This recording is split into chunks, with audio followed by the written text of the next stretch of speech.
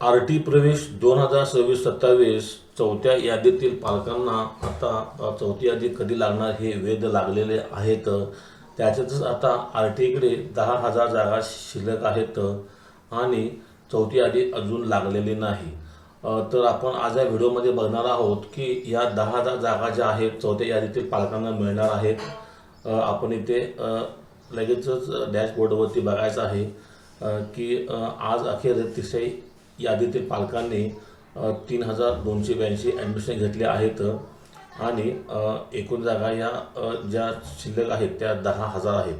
तर जे पालक चौथ्या यादीमध्ये आहेत त्यांनी सर्वप्रथम आपले डॉक्युमेंटेशन तयार ठेवायचे आहेत। आपले आधार कार्ड, पाल्याचे आधार कार्ड, पाल्याचा जन्माचा दाखला, आपला भरलेला पूर्ण फॉर्म सोबत पाल्याचे जन्माचा दाखला, आपले रेशन कार्ड, पॅन कार्ड, मतदान कार्ड, जर रेंट ॲग्रीमेंट असेल तर रेंट ॲग्रीमेंट, उत्पन्नाचा दाखला, कास्ट सर्टिफिकेट, जे काही डॉक्युमेंट व्हेरिफिकेशनसाठी लागतील ते डॉक्युमेंट व्हेरिफिकेशनसाठी आपण तयार ठेवायचे आहेत।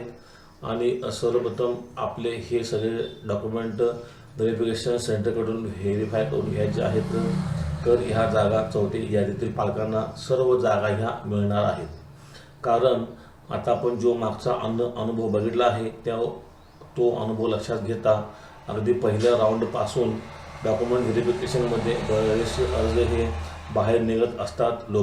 लोकेशन ट्रॅक करणे, लोकेशन बघणे, स्कूलपासून घराचे अंतर, ह्या बऱ्याचशा गोष्टी आहेत। तर याच्यामध्ये आपला जर अर्ज निघायचा नसेल तर ह्या सर्व गोष्टी करा, डॉक्युमेंट अप टू डेट ठेवा आणि ज्या काही 10,000 जागा आहेत त्या 10,000 जागा सर्व चौथ्या यादीतील पालकांना मिळतील याच्यासाठी आपण सर्वांनी प्रयत्न करायचा आहे।